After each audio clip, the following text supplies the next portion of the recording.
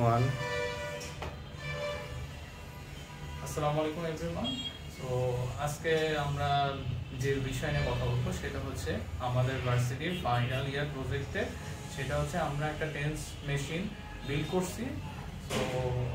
So আপনাদের যদি দেখাই তাহলে এখানে হচ্ছে ভিতরে উইন্ডোটা আছে, দেখতেই পাচ্ছেন এটা সার্কিট, কাস্টম সার্কিট বানানো। আর এখানে তো আপনারা জানি ESP 8260 যেটা পরিচিত।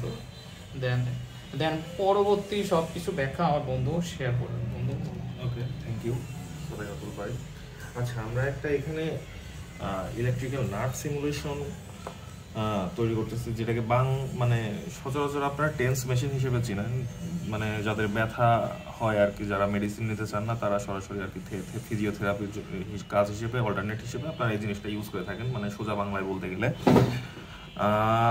এই মেশিনটা যদি মানে একটু উন্নত মানের কিনতে যাওয়া হয়, বা আমরা যে প্রযুক্তিগুলো ইউজ করতেছি সেই প্রযুক্তির কাছে নিয়ে যাইতে হয়, অনেক মানে হিউজ একটু অ্যামাউন্টের প্রয়োজন হয়। সো আমরা সেটাকেই রিডিউস করার জন্য আমরা এই মানে প্রজেক্টটা তৈরি করেছি। এখন ওইখানে টাকা পয়সার ব্যাপারগুলো আসে কি, আমাদের এক্সপোর্ট ইম্পোর্টের কস্টগুলো আর কি এইখানে দরাবাদ থাকে আর কি, বিভিন্ন মানে দোকানিদেরও অনেক ব্যাপার স্যাপার থাকে। সো এটাই আমরা আর কি রিডিউস করার জন্য এই প্রজেক্টটা তৈরি করছি, যাতে আমরা আমাদের মানে নিজস্ব চিন্তাধারা প্রযুক্তির মাধ্যমে আমরা এটাকে দেশে আর কি ডেভেলপ করতে পারি।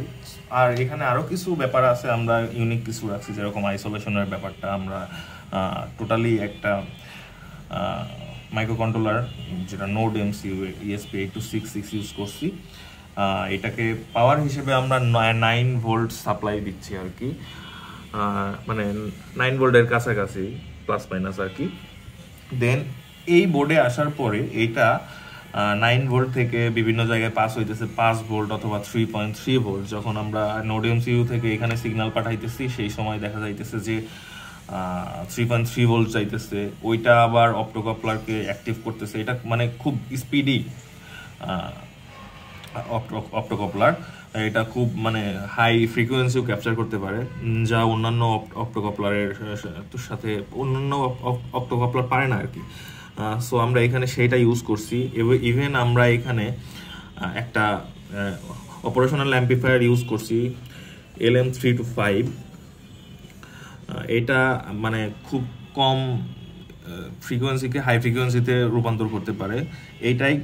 আর আমরা এখানে 5 ভোল্ট সাপ্লাই দিচ্ছি। 5 ভোল্ট সাপ্লাই দেওয়ার ফলে 5 ভোল্ট থেকে আরও অনেক 9 ভোল্ট সাপ্লাই দেওয়ার পরে 5 ভোল্টে ভাগ হইতেছে। এবং ইভেন দেখা যাইতেছে যে মানে আমরা একটা ছোট বুস্ট কনভার্টার হিসেবে ইউজ করছি, যাতে আমাদের যে হাই ভোল্টেজ এবং লো কারেন্ট আর কি, আমাদের এখানে মানে মোটামুটি অনেক নিম্ন মানের কারেন্ট লাগে, অনেক কম কারেন্ট প্রয়োজন এবং হাই ভোল্টেজ প্রয়োজন, সেই ব্যাপারটাও আমরা এই সার্কিটের মাধ্যমে সমাধান করছি।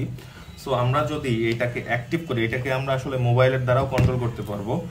আমরা 9 ভোল্ট আগে দেখাই, যে এখানে 9 ভোল্ট আছে, আপনারা একটু দেখতেই পারবেন যদি আমরা দেই। 9.2 ভোল্ট এইখানে পাস করতেছে। দেন এইখানে যদি আমি লাগাই একটু, এইখানে যদি দেখাই তাহলে দেখতে পাচ্ছেন যে 9.23 ভোল্ট এখানে পাস হইতেছে। সো এইখান থেকে যদি আমি এইখানে আসি, দেখেন মানে এটা মাইক্রো কন্ট্রোলার থেকে যে আউটপুটটা এখানে আসছে, আউটপুটটা এখানে ইনপুট হিসেবে গেছে। এইটা এখন আসবে না, এখন যেহেতু অ্যাক্টিভ নাই। সো এটা এখন আসবে না। আমি যদি এইখানে দেখাই যে আমাদের একটা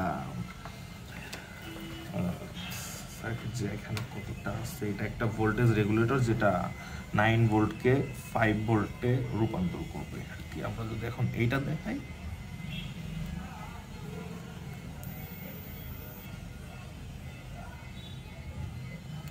কাছাকাছি 5 ভোল্ট, 4.99 5 ভোল্ট আর কি উঠছে আর কি।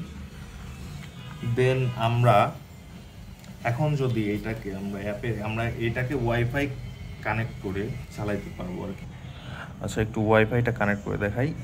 এইটা আমাদের মাইক্রো কন্ট্রোলারের থেকে মানে ওয়াইফাইটা হোস্ট হয়েছে। দেন আমরা যদি এখন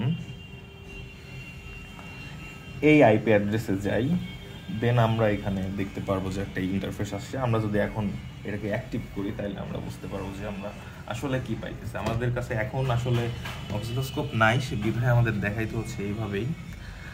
একটু আমরা যদি এখন দেখাই যে আমরা আসলে এখানে একটা সিগন্যাল জেনারেট করছি আর কি, বাইফেসিক সিগন্যাল, একবার পজিটিভ আসবে একবার নেগেটিভ আসবে, সেম ভোল্ট সেম কারেন্ট। একবার নেগেটিভ, এই যে এখন নেগেটিভ আসছে, দেন একটু পরে দেখা যাবে পজিটিভ। আমরা যদি এখন এইটাকে আবার অফ করে দেই, অফ করে দিলাম, এখন কিন্তু অফ হয়ে গেল। দেন আমরা যদি আবার চালাই, চালানোর পর দেখবো যে আবার চলতেছে আর কি। সো আমরা অনেক লো ভোল্টেজে আমরা ব্যাপারটা দেখাইতেছি। আমরা আসলে এখনো বুস্ট কনভার্টারটা এখানে শো করাচ্ছি না বা চালু অ্যাক্টিভ